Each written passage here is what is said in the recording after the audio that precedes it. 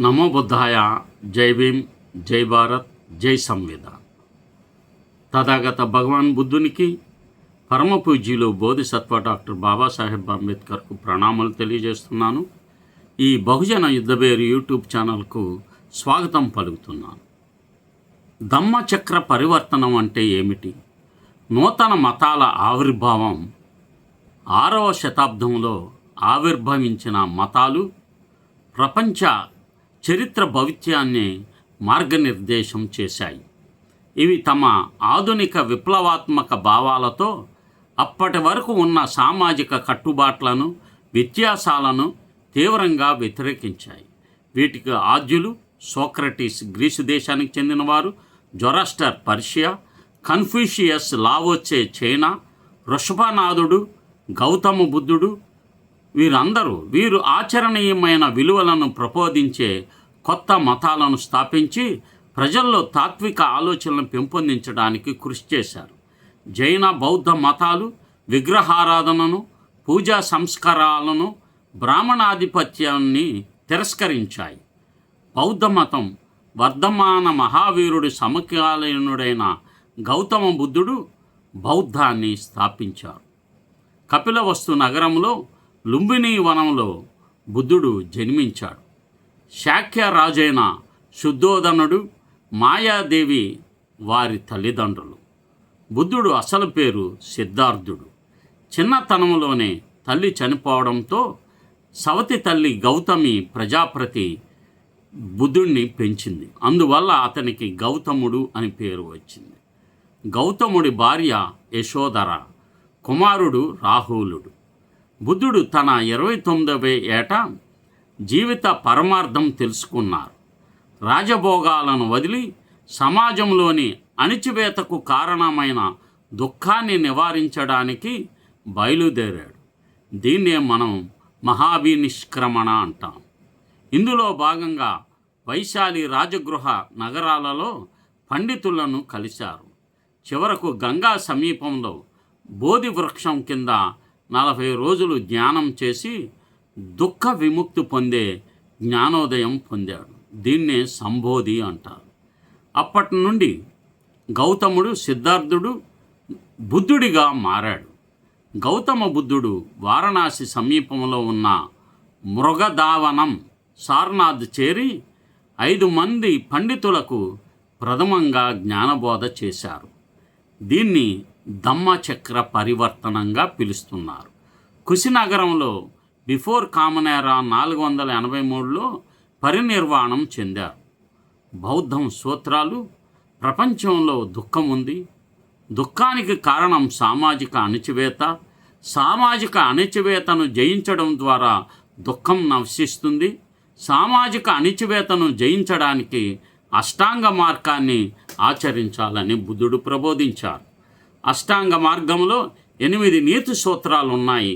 అవి సరైన వాక్కు, సరైన క్రియ, సరైన జీవనం, సరైన శ్రమ, సరైన ఆలోచన, సరైన ధ్యానం, సరైన నిర్ణయం, సరైన దృష్టి. వీటిని ఆచరించిన వారు సాంఘిక అణిచివేతను అధిగమిస్తారని ప్రబోధించారు. బౌద్ధ మత గ్రంథాలను త్రిపీఠికాలు అంటారు. వాటిని ప్రాకృతమైన పాళీ భాషలో రాశారు.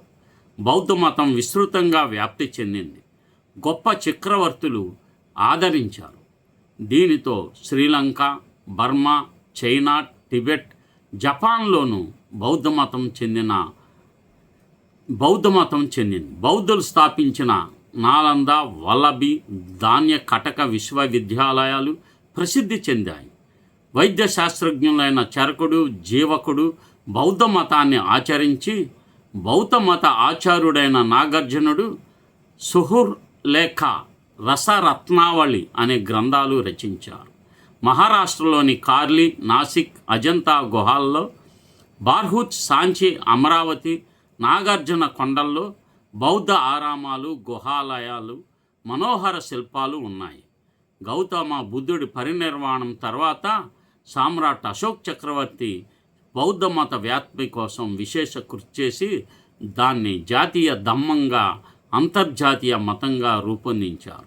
అహింసను ప్రచారం చేసిన బౌద్ధం వర్ణ వ్యవస్థను ఖండించింది. అందరూ సమాన నీతిని, విశ్వశాంతిని ఆకాంక్షించింది. బౌద్ధ సంఘ సమావేశాలను సంగీతులు అంటారు. మొదటి సంగీతి బిఫోర్ కామన్ ఎరా 483 రాజగృహలో అజాతశత్రువు నిర్వహించారు. దీనికి మహాకాశ్యపుడు అధ్యక్షుడు.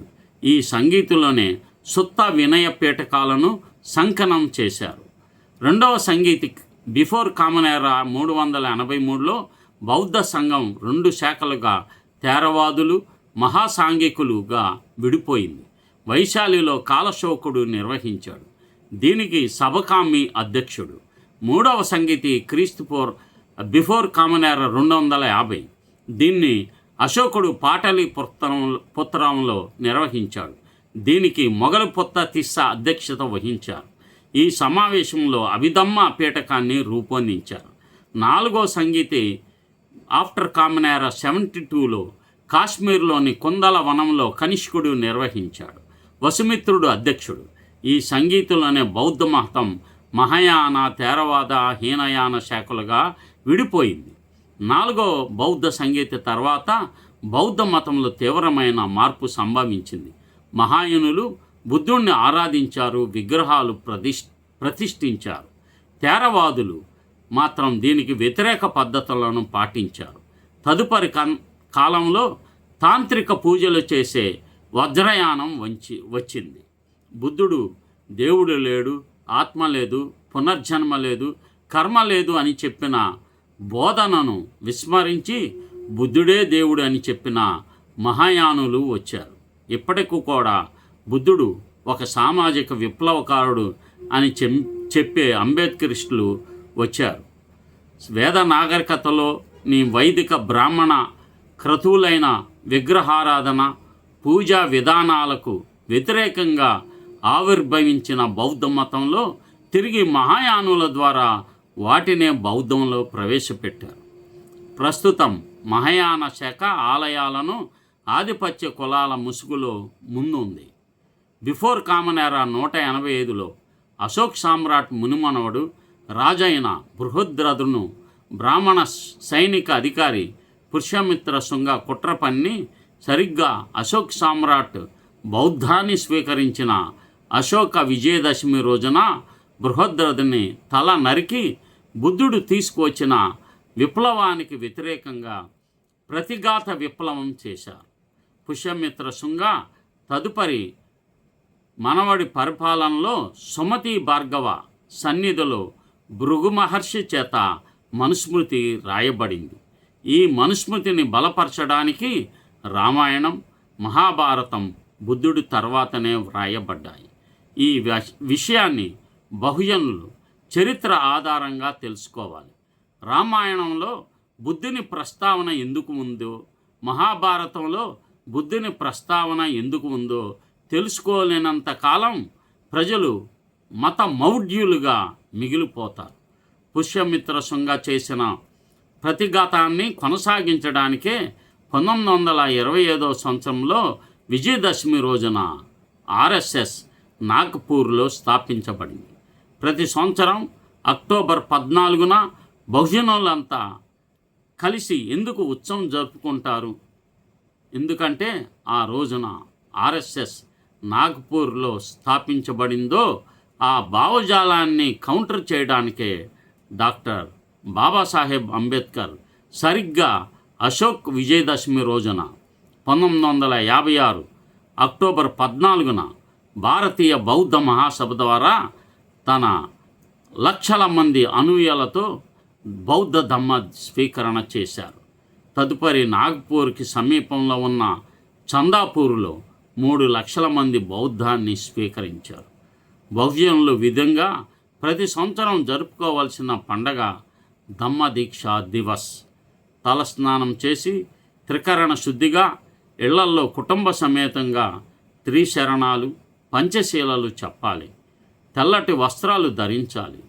ఇదిగా బౌద్ధులుగా మనం ఈ జనాభా లెక్కలలో బౌద్ధులుగా నమోదు అవటమే కాకుండా మనం పాళీ భాష మాకు తెలుసునని, మరియు మనం ఏ కులానికి చెందుతామో షెడ్యూల్ కులాల్లో ఆ కులాన్ని కూడా పేర్కొనాలని ఈ సందర్భంగా తెలియజేస్తూ నమో బుద్ధాయ, జై భీమ్, జై భారత్, జై సంవిధాన్.